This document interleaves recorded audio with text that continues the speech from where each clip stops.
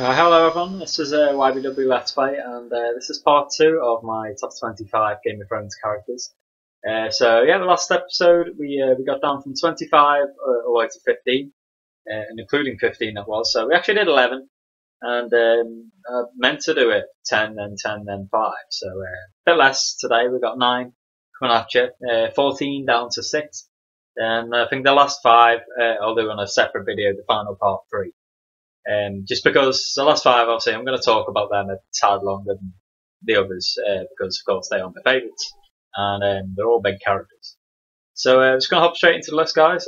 In at number 14, we have Ramsay Bolton. So not the first villain on the list. Looking at this, not the last as well, but he's certainly one of the best in the entire series for sure. Ramsay sort of took everything that Joffrey did bad and made it better. He was bigger, badder, more psychotic, and unlike Joffrey, who was cruel, and did do the odd bit himself, to be fair, Ramsay went out and got his prey, if you like, and he toyed with them a lot more than Joffrey ever did, But when I was thinking of that, I thought Joffrey was given prostitutes by Littlefinger, and he tortured them. But Ramsay's the type of guy, if he wants to torture someone, he just go out there, get them, and torture them.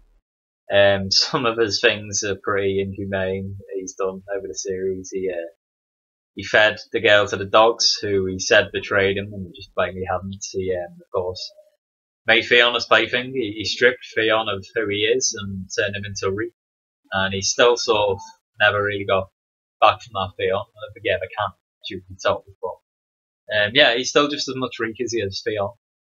And Ramsay just really was shaped by his dad, I feel. He says to, I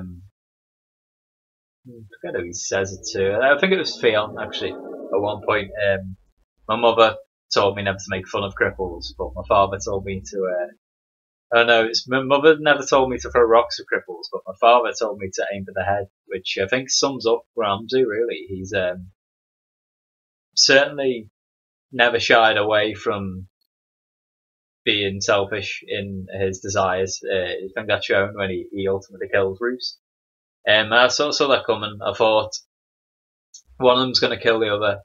It's just a matter of time. Maybe when Roose gets his true-born son, he will off Ramsay. But in the end, with Ramsay killing Roose, it was probably more realistic, I suppose, because Ramsay was the better villain. He was the better character. And what better way to solidify him as an evil character than that? It had already been established, of course. His torture of Theon's pretty grim. The house Bolton's banner is a flayed man, and he sticks true to that. He's untrustworthy as well. I mean, there's the offer he makes the Ironborn of, you hand over Theon in the first place, and we'll let you go, and he skins them. So as well as that, he mutilates Theon, he cuts his cock off, and then teases him by eating a bratwurst sausage, I think. And yeah, it's just this sadistic, sick sense of humour comes out in force throughout the show, I think. And he is a wonderful villain to hate. Everything he does, he tends to do to good characters as well. He rapes Sansa on her wedding night. He plays these games with Theon and the Ironborn. Again, I think he lets Sansa think that what was she? I think she was like a nursemaid or something like that. He lets her think that she's okay, and then takes her downstairs and shows her hair flake body as well. So just a type of example of the games Ramsay played. He showed some signs of being a decent general, I suppose, and leader in a way. He sort of ruled by fear, but he did beat Stannis at the end of the day, although Stannis is not really helped by other factors. Ramsay also, at the end of the day, he did secure the north and win over the other houses through fear, granted, but he still did unite most of them. But Ramsay always had what was coming to him. House Bolton was built on betrayal. They betrayed the Stark at the Red Wedding, of course, and Ramsay never really would have prospered too long. I think had Jon Snow not come and beat them anyway, you know, I don't think Ramsay would have lasted too long against the Walkers, for instance. He'd have probably been the type of guy who'd have got on his horse and just fled south, as far south as south goes. So that's Ramsay. You know, he was a wonderfully, you know, a great character to hate. Some characters you just love to hate, and Ramsay was one of them. And his death was very poetic, getting fed to his dogs by Sansa, who smirks as she leaves. So I thought that was a gruesome scene, but a nice touch in a way that it was Sansa and Jon who got back Ramsay for what he did. So my favourite scene of Ramsay's is actually one that I think encapsulates a lot of the series. I've said this to people in the past when they said, who do you reckon will kill the Walkers and that? I mean, I do think the Walkers will go down, but never forget Ramsay's quote. He says to Theon, I think it is, again. If you think this has a happy ending, you haven't been paying attention. That's a wonderful scene and quote that really does sum up, like I said, Game of Thrones, because you think some character's going to prosper or something's going to go right, then bam, shit happens, shit hits a fan, and the character's more often than not dead. So Ramsay sort of got it spot on there in a way, and it's something I always remember for sure when I'm watching Thrones. So Ramsay was at number 14. On to number 13. Slightly surprised this character is so far down, but it's how the list turned out. It's Cersei Lannister. And talking about wonderful villains, here we have another one. Cersei has been a villain as long as the show's been going, really. Right from the first episode, we don't like it. The way she turns up at Winterfell and looks down her nose at the Starks, and you know, even before that, at Jon Arryn's funeral, when she's saying to Jaime, you know, did what he knew died with him. You know, straight away you're a bit like, oh, I don't trust this character. There's something about it. The thing that defines Cersei most in how she is, I think, is the prophecy made by Maggie the Frog in the woods of the Westerlands all those years ago. She has a flashback at the start of series 5 at Tywin's funeral, where it references that, and you know, she's told by Maggie that gold are the crowns and gold are their shrouds. Her 3 children will all die before her. She will marry not the prince. She thinks she's going to be betrothed to Rhaegar at that point, but the king, which proves to be Robert. And as well, I don't think they showed this bit in the show actually, so maybe they will go another way in the show. To fear the Valonqar, which is a literal translation is younger brother, and you know, fear that. She sees that as Tyrion, and it's actually probably going to be Jaime, I think, who ends up killing Cersei. I think he'll embrace her at the end, say something like, I love you, but I'm sorry I've got to do this, then he'll kill her. Then probably die himself. He may even be dying at this point, he just sort of takes it out with him. You know, the twins come into the world together, the twins leave together. Be sort of poetic as well. Jaime will be not just Kingslayer, but Queenslayer. Hated for being a Kingslayer, even though he saved millions. Probably end up loved for being a Queenslayer. I think everyone hates Cersei right now. She's made enemies of everyone. There's also the prophecy that was, I should point out quickly as well, actually. You might be thinking, oh, Valonqar, how's it Jaime? Because they're twins, but of course Cersei is the older one. It's a real technicality. She's only older by about whatever it may be, 10 minutes an hour, 2 hours. But obviously she's looked at Tyrion and looked at it wrong, I think. Yeah, the other prophecies stating that a younger, more beautiful queen will come along and remove everything that she holds dear, you know, take her titles, strip her of what Cersei has now. She constantly saw that as Marjorie, but it's actually probably looking like it's going to be Daenerys or Cersei. Oh, Sansa, sorry. So, yeah, Cersei is largely driven by all of this, as well as the fact that she was born into wealth. And, you know, even as a kid, before that prophecy, I think it shows, she has a great sense of entitlement. She's got the bitch stare down, the resting bitch face down. Lena Headey does brilliantly in this role. I think she's a great actress. And the perfect Cersei, really. It's hard to think of who'd make a better one now. Cersei, as I think Tywin pointed out once, I think it's Tywin and Tyrion pointed out as well. She's not as smart as she thinks she is. She's clearly not stupid. She knows the game well enough to have survived this long. But I think a large part of her survival is owed to her status and the support she's had from basically instilling fear in people or promoting people like Qyburn, who are just lackeys. Like Mace Tyrell was a lackey as well. Cersei will ultimately die, I think, although she will make it into series 8.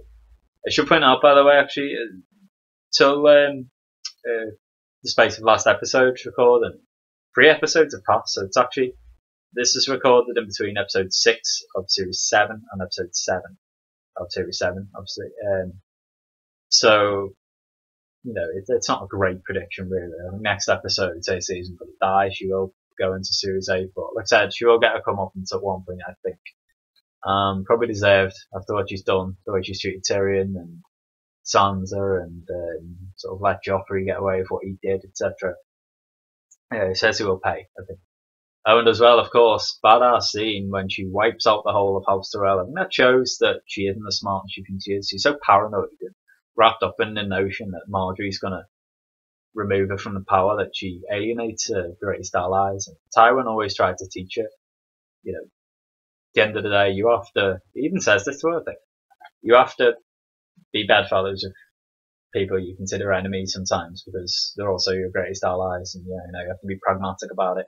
And Cersei just isn't. So it strikes me that in the future of the show, Cersei will do the same again. She'll put her own selfish desires in front of the greater good, if you like.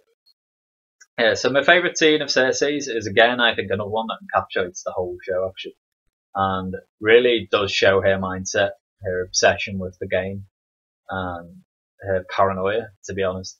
It's when she says to Ned Stark in series 1, after he's stupid enough to go up to her and voice his concern that her kids are bastards.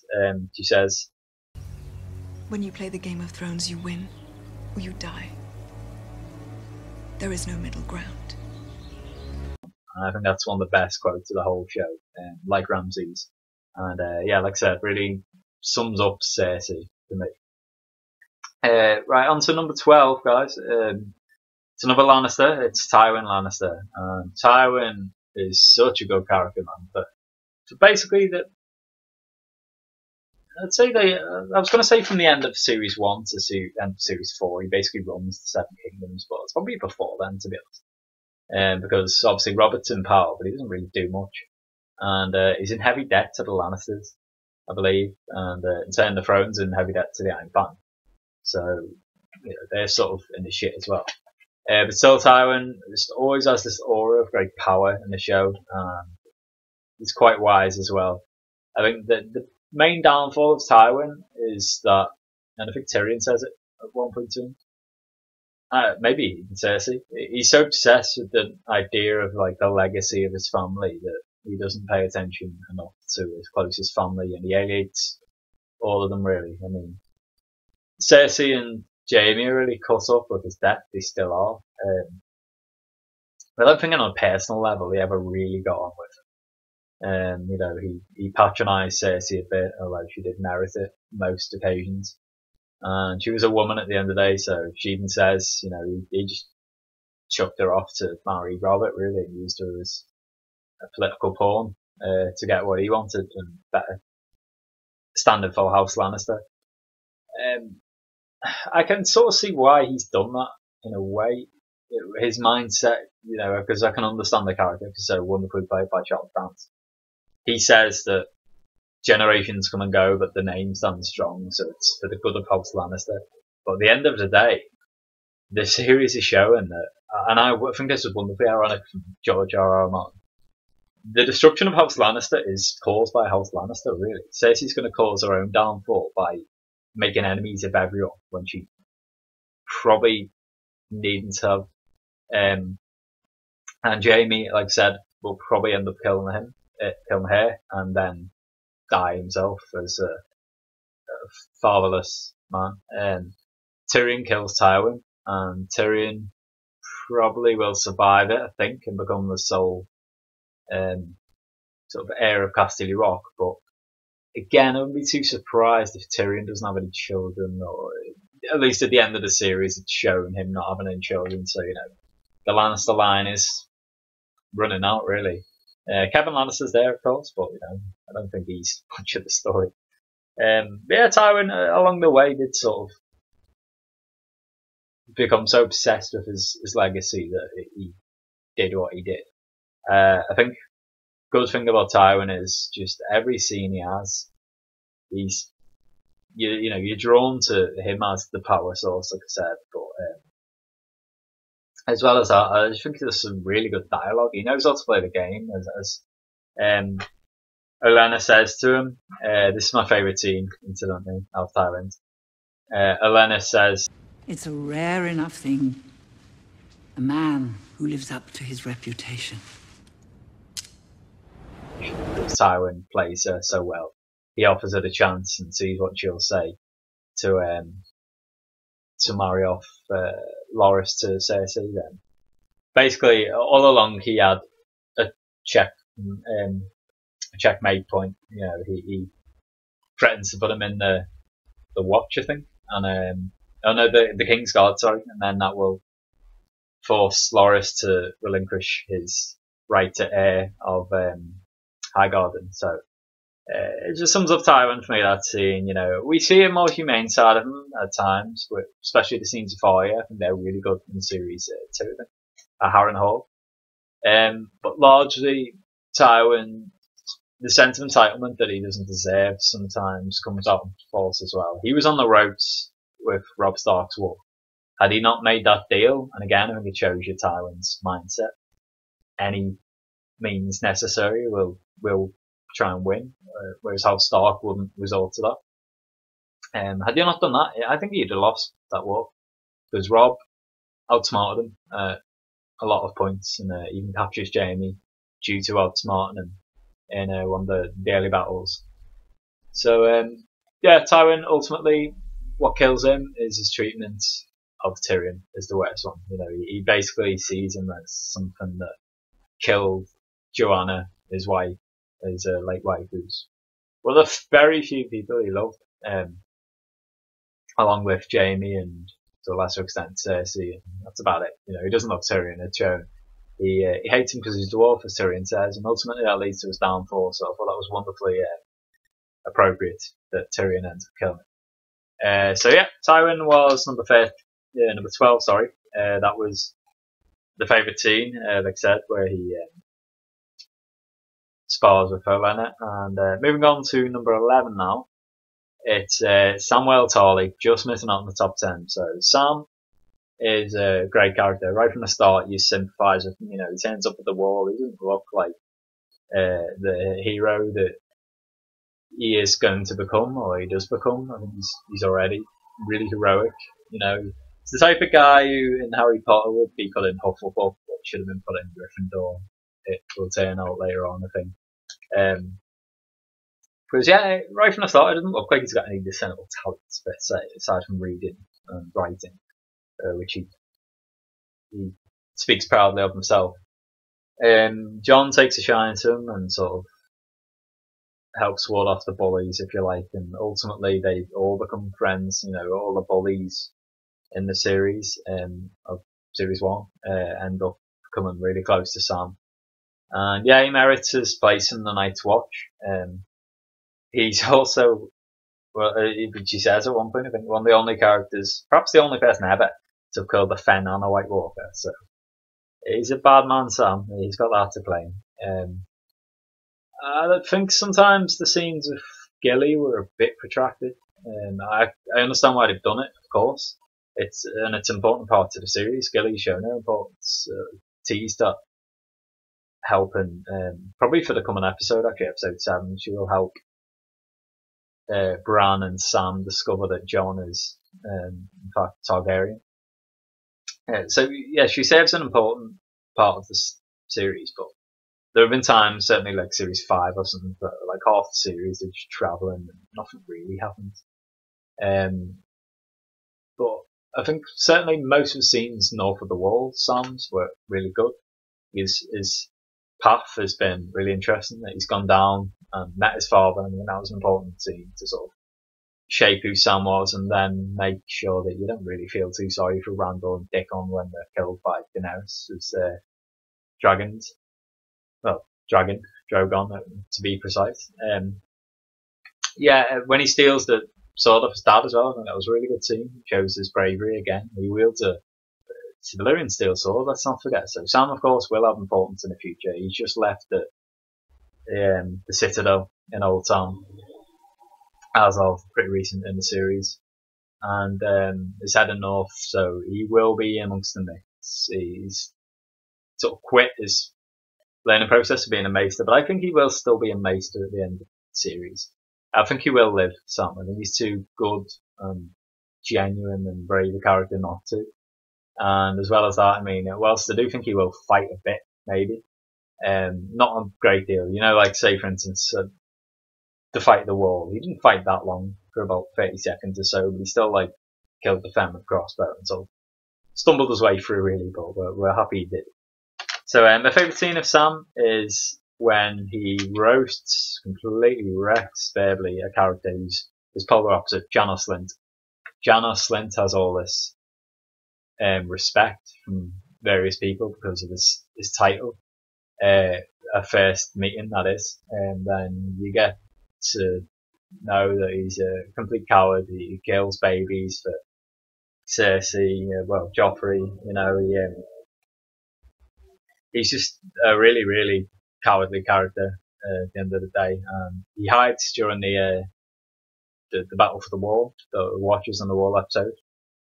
And then later on in the show, Jon Snow, of course, is at the election for the Lord Commander post, and Janos questions him, I think, when Sam puts Jon's name forward and asks why the bastard has a right to rule him. Sam just absolutely puts him down. Sam the Slayer. Another wildling lover, just like his friend Jon Snow. How's your lady love, Slayer? Her name is Gilly. Brother Slynt knows her quite well. They cowered together in the larder during the battle for the wall. Lies! A wildling girl, a baby, and Lord Janos. I found him there after the battle was over, in a puddle of his own making. I thought that was such a good put down, one of the best of the series, but it was just one of them moments where you're like, yeah, go on, Sam, put him in his place, mate. Lovely stuff. So Sam, well, Tarly at number 11.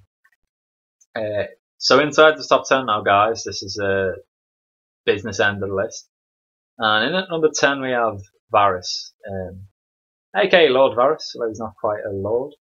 He's not a lord at all, of course. He points out, but so people call him Lord as this conversation with Oberyn goes. And why do they call him that? It's because Varys has so many, parts of the story. He seems to have information that no one else has. He's probably got the best spy network, his little birds, than anyone else in the whole series, even likes of Littlefinger or Cersei. And I think he uses it to good use. Large parts of the series, his nickname's the Spider, and he is a bit like that. You can picture him with all these little flies around him, and he's like, alright, you go that way, you go that way, you go that way. Gathers this information, and a lot of the information he gets on how he uses it, you're thinking, is this character good? I think he's up to something a bit shady, this guy, a bit sketchy. But it's been shown that what he does for the realm, the good of the realm. He's not a brave character in a lot of respects. He says this Tyrion in the latest episode, I think, or perhaps the one before that, episode 5, I think, series 7. A lot of the time I told myself I was not in the wrong when I was watching the Mad King bearing all these foes. Whereas I could have stepped in easily. And, that shows that he said himself he's not going to be a hero in the outward respect. He's not a fighter or anything like that. He will manipulate people and try to bend them to their will and do what is good for the throne and get people in who he thinks are going to be good, like Daenerys, etc. He constantly has this great rivalry with Littlefinger. As a result, Littlefinger does things like that for himself. He creates chaos, and in fact, I'm just going to say it now, guys. Littlefinger is my number 9. I might as well, because these two characters are so tied and intrinsic together that I think I didn't think of this actually when I put them down like that. But it's good the way it worked out. But they were number 10 and number 9 because, yeah, Varys does these things for the good of the realm. Very selfless in that regard. But Littlefinger creates chaos because he wants to climb the ladder. As he says, chaos is a ladder.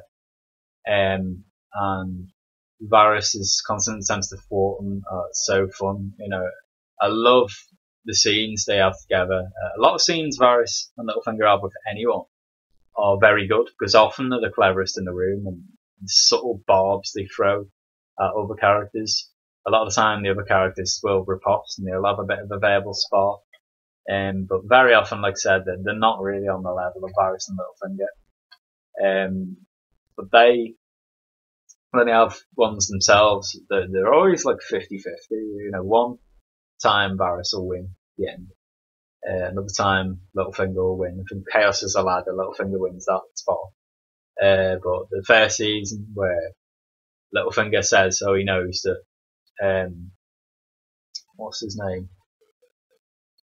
The guy who gives Daenerys the dragons. Can't think of his name right now off the top of my head. But he comes along and Littlefinger lets him know that he knows he's met him, but then Littlefinger hasn't heard that Daenerys lives, for instance. And Varys turns around and says, haven't you heard? When Renly gives the news. So, yeah, just numerous scenes that they have, I think, do encapsulate the differences that they have. Varys, right now, I'll stick with him first and foremost, probably summarise Littlefinger a bit more. Varys for the future, I don't think he'll survive, because not just because Melisandre said don't count on you surviving, or both of us survive.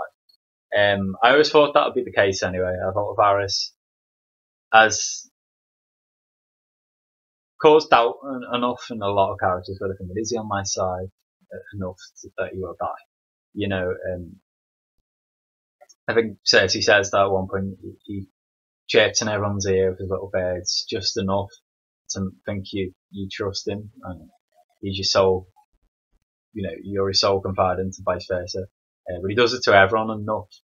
This may even be a book quote, actually. Does it to everyone just enough that you think he's okay, and you know everyone thinks he's okay then. So he has a certain power over everyone to know these certain secrets that he promises to withhold and stuff like that. You know, he's very much a political player of the game, and does it pretty well. But like I said, I think he will die. So my favourite scene of Varys is, I think I have another one that sums up a character. Most of these are actually on this list. So when he says to Tyrion, when Tyrion threatens to throw him in, you know, they have a bit of a verbal spar. Right? Him and Tyrion's one of the greatest relationships in the show right now. But at first, they're not really sure whether to trust each other. Varys sort of feels them out, like he did with Ned Stark. You know, he's very guarded that way. For a while, he will weigh up the character's merits. And he threatens Tyrion subtly with the knowledge of Shay being there. You know, it's like, I've got that over you. And Tyrion threatens to throw him in the water, but Varys says, You might be disappointed in the results. The storms come and go. The big fish eat the little fish, and I keep on paddling. And that is very indicative of how he's managed to survive so long, because he does, like I said earlier on, what Cersei said, it gives people just enough information to think that he's valuable. Then sort of serves the realm's interests by removing people once they start becoming a hindrance to the realm. So Littlefinger, obviously, in at number 9, is the opposite. I've touched upon that he does things for himself, and my favourite scene for Littlefinger is that one, Chaos is a Ladder. In fact, that's one of my favourite scenes of the whole show. Chaos isn't a pit. Chaos is a ladder. Many who try to climb it fail, and never get to try again. The fall breaks them.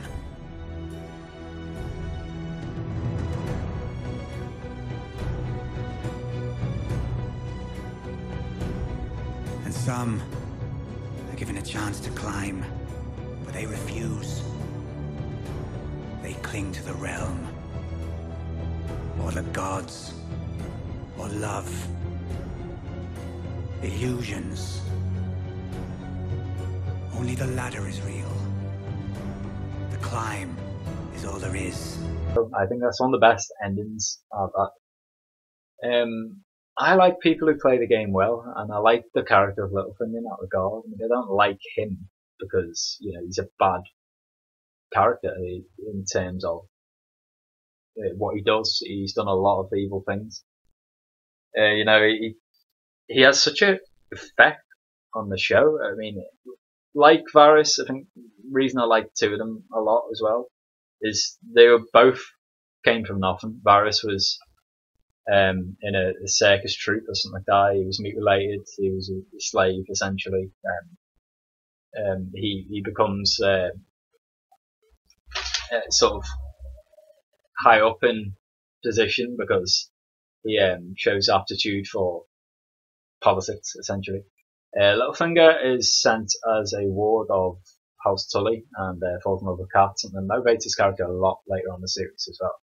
Particularly with Sansa, I think he sees her as sort of a strange sort of substitute for Cat, if you like, because she's Cat's daughter, and she looks like Cat's daughter should in the books. And Michelle Farley is her name, or Fairley, something like that, has brunette hair, but Cat is a bit more auburn in the books, and Sansa has the Tully look, you know, the auburn hair, the blue eyes rather than the stark look, the dark features. So that helps with Littlefinger. But anyway, I digress. You know, he's at River Run and sort of learns the way, and has a foot in the door. Then he shows aptitude at finance and gets his job as Master of Coin. And Lysa helps him get that job. She's always been taken with Littlefinger in the way that Littlefinger wishes Cat was. And Jon Arryn hides him. Then he kills Jon Arryn, starts the whole of the War of the Five Kings. And I think that's such a Littlefinger type thing to do. And there were signs of this. If you watch the show back, when the letter The Raven arrives in the very first episode, I think, via Lysa to Cat saying, "No, Jon Arryn was murdered." The Littlefinger theme plays, you know, the one that plays every time he turns up and, you know, shit's gonna go down. And yeah, there's an early indication that Littlefinger is behind a lot of shit. And so he is in the books as well. He's a player in the shadows, sort of the dark horse, if you like. I don't think he's going to live the series though. In fact, I think next episode he's going. Sansa will find out what he's up to with the help of Bran. You know, he's trying to wedge a gap in between Sansa and Arya and wedge himself in there. And obviously his plan to utilise Sansa to get to the throne. I think it's a bit of a shame he'll go that way because I think his character deserves better to be outsmarted by 3 kids really. But luck did go against him a lot of part, but he relied on luck other times. He kills Joffrey and it said just other shit he does. He says to Sansa, "I'll gamble everything." Unfortunately for Littlefinger, there'll just be one gamble too far, I think. But it is for the best he dies because he is a very Machiavellian character. I mean, that's the perfect way to describe Littlefinger. So that's Varys and Littlefinger done. Moving on to the last 3 in this list. The next one's a shock, guys. The first really, really, truly big shock. In at number 8 is Daenerys Targaryen. Amazing to have her at 8, perhaps, but the problem I have with Daenerys isn't so much her fault. The only issue I have is that I think, well, the main issue I have, there are a few. She's been forced down our throat a bit as the heroine. It's always been the case, you know. You sort of know she's going to be a heroine, and she's going to be in it till this sort of end game. Something like that. Yeah, but I don't know. I think for large parts of Daenerys' storyline, I just think it dragged a bit and don't really care much for it.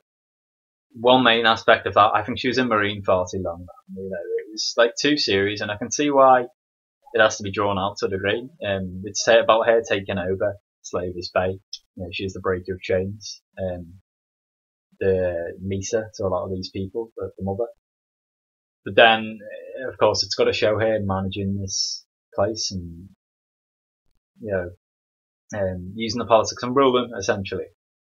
But I don't know, I think it just goes on too long. I think Emilia Clarke has a lot of scenes where she's a very good actress in them.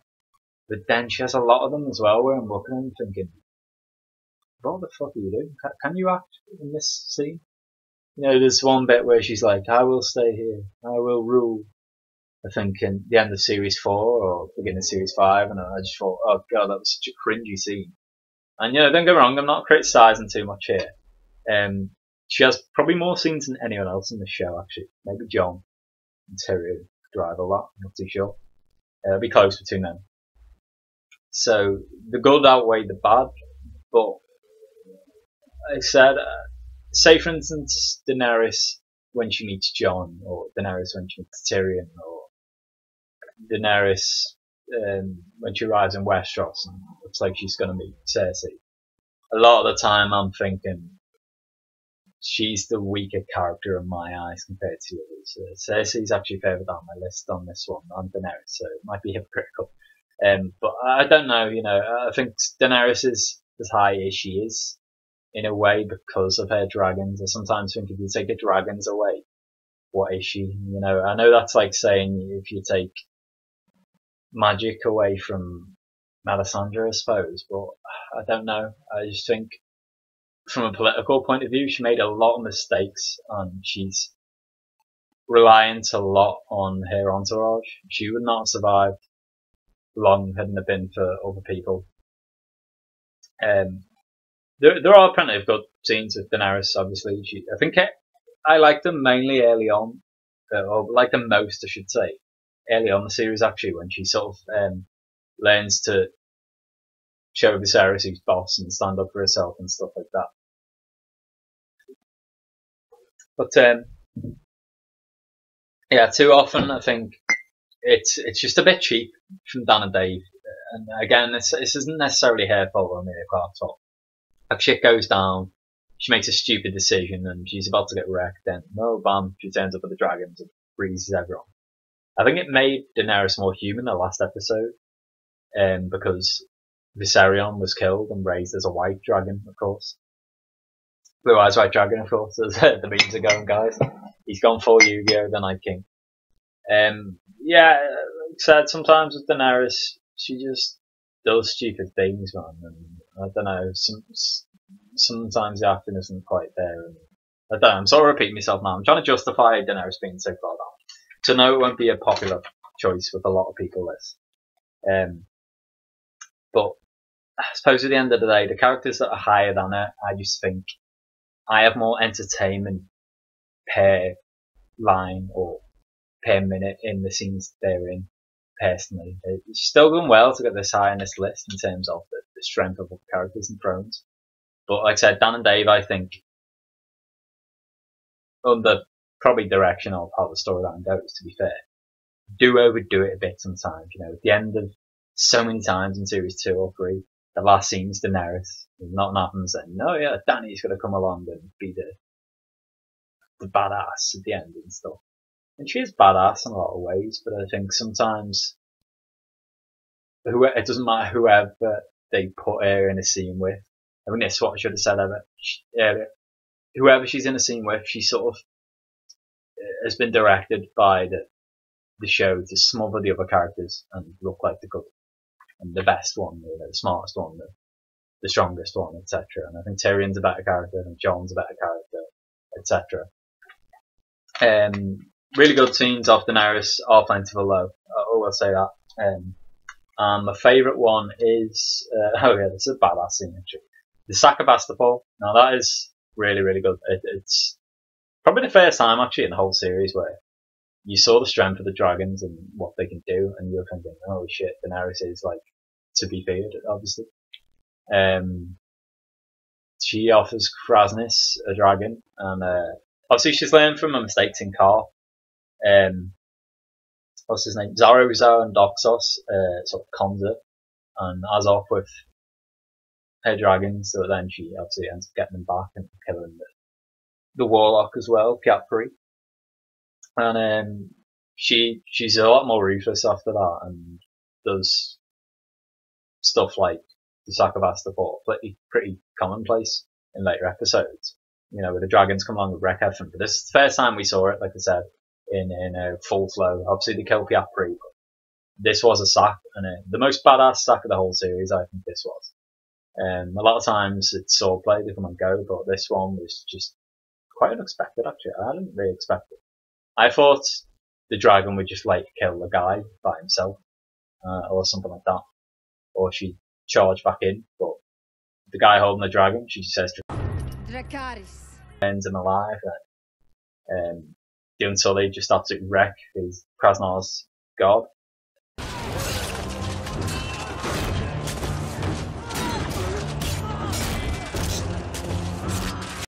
Very, very good scene, I think, and there's the famous shot, I think, one of the best shots of the whole series, where you see Jorah just like, what the fuck, what was that?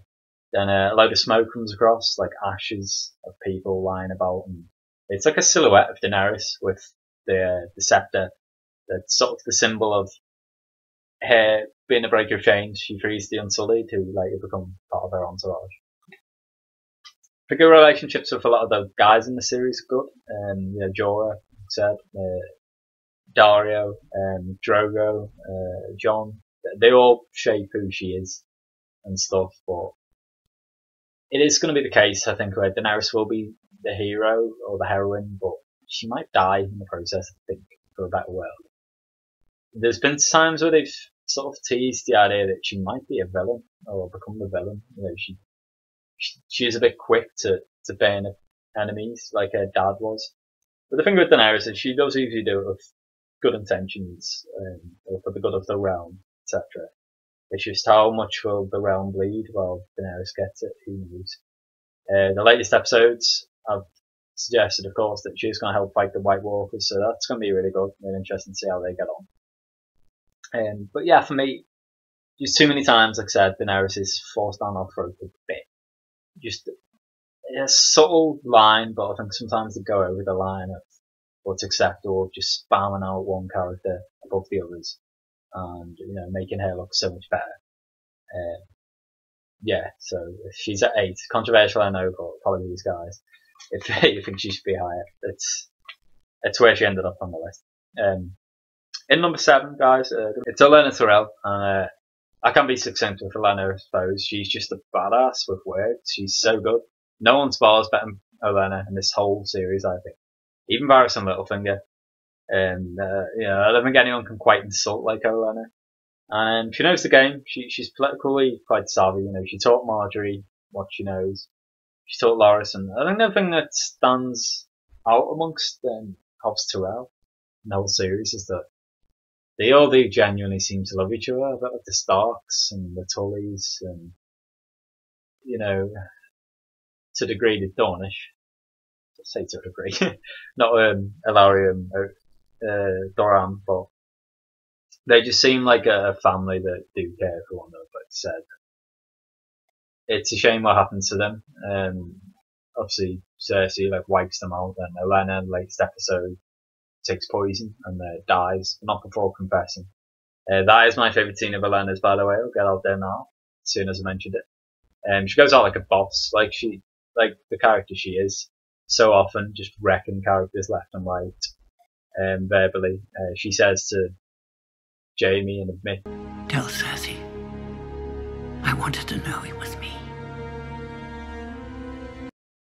And yeah, I don't know. I mean, there's not too much else to say about Olenna. It's really brief compared to some other characters further down, but I think it is still a large part of the character. You know, she doesn't do much physical things. She can rally troops in a way that she bosses the Reach. Make no mistake. The actual Lord is Lord Mace Tyrell, but he's just a portly fellow who likes his ships and doesn't really get involved much. You know, I think that one of the best scenes for me is when she's coming down the stairs talking to Tywin at the Purple Wedding, and he comes across and just goes to say something to her and Tywin. She goes, "No, Mace. And you know, that's like the warden of the South. She's just like disregarded, and that sums them up. You know, she is the real head of House Tyrell, and ultimately, really, they're head of the Seven Kingdoms for a short period of time. While Marjorie has her claws in Joffrey and sort of manipulates him to her will and can get him to stop bad things, can prevent him doing bad things, I should say. Effectively, who Marjorie reports to is her grandmother, and you know she's ruling the kingdom for a brief time. But yeah, I mean, most of the scenes, like I said, are just classic Tarty Olenna scenes, and I could go on and on, but I should move on really onto number 6. So Olenna, number 7, because she is the famously tart-tongued Lady Olenna, as Cersei would call her. Number 6 is another character like Olenna that I think just bosses every scene that they're in. And this character is the only character left on this list who's only in it for 1 season, so he's done amazingly well to get in number 6. I think you know who it is. It's Prince Oberyn Martell. So Oberyn is a badass. I think he's the only Martell on my list, actually. He is. No, I'll say this. House Martell and Dawn are one of the favourite storylines I have in the books. I think it's so good, and for a long, long time, because they were the last to be introduced, a lot of people were looking forward to the Dornish being in.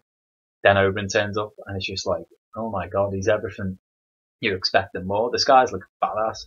I loved everything about Oberyn, played wonderfully by Pedro Pascal, and you know his accent.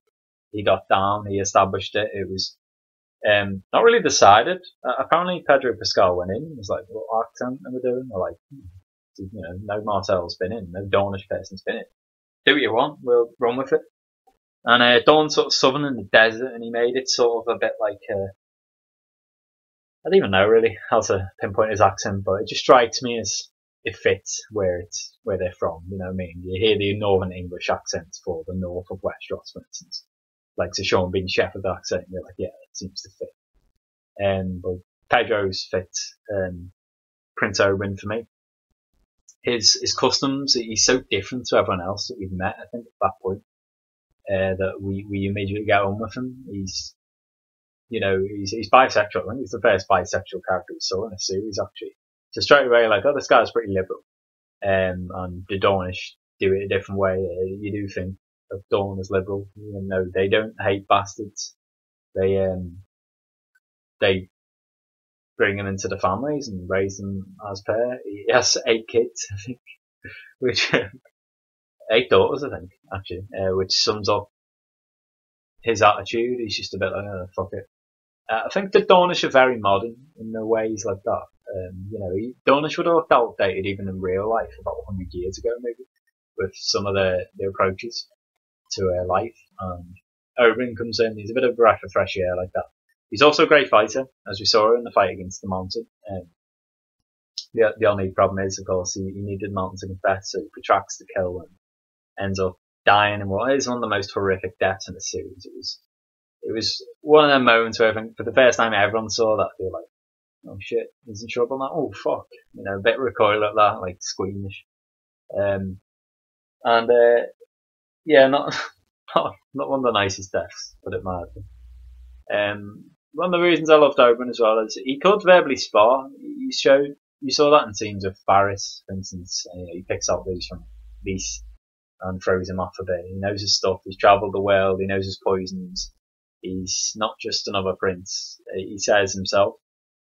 A lot of people stay in the same corner of this world. I want to go to every corner and learn, and so he does. A bit like you're. He also verbally spars quite well with Tywin and Cersei, and that is my favourite scene for Oberyn. You might think which one, because he does it quite a few times, but it's the one at the Purple Wedding where he does talk to Tywin and Cersei. I don't believe you have met Ilaria. This is the Lord Hand, Tywin Lannister, and Cersei Lannister, the Queen Regent. I suppose it is former Queen Regent now. I can't say I've ever met a Sand before. We are everywhere in Dorne. I have 10,000 brothers and sisters. Bastards are born of passion, aren't they? We don't despise them in Dorne. No, how tolerant of you, Hugh. I expect it is a relief, Lady Cersei. Giving up your regal responsibilities. Wearing the crown for so many years must have left your neck a bit crooked. It's a shame your older brother couldn't attend the wedding. Please give him our regards. With any luck, the gout will abate with time and he'll be able to walk again. They call it the rich man's disease. A wonder you don't have it. And in the end, he roasts them both and puts them in a place by the response that they have. He reminds, I think they patronise Ilaria or something by saying, "Oh, you tolerate bastards, imagine that." And obviously, most of his daughters are bastards, the Sand Snakes, half of them are, I think. If not all of them, maybe? I'm not too sure. But yeah, he comes back by reminding him that Marcelo is in Dawn, and I think that was just such a good moment where it's just like, yeah, I've got you. I've won this spar for now. So that is Oberyn at number 6, guys. Very, very good character, very good fighter, and like I said, just a really entertaining character right from the first scene through to the last, where he maims a Lannister at the first, and the last he does what he intended to do. In fairness, he does get the confession out of the mountain. Unfortunately for him, it leads to his brother and son nephew get killed. But he never envisaged the Sand Snakes being such bitch characters, I suppose. And later on in the series, they ruined Dawn, so for me that holds them in even better standing, actually. A lot of the characters I dislike from certain houses, there's always at least one other character from the house who's badass. And he's pretty much the only one from House Martell, so he stands out more for me. So that's the list, part 2, guys, of the Thrones podcast, if you like. So next part will be just 5 characters. It's taken me this long, about 50 minutes in both episodes, to do first 11 characters and 9 characters. 5 characters, 50 minutes, I don't think will happen, though, I will say is.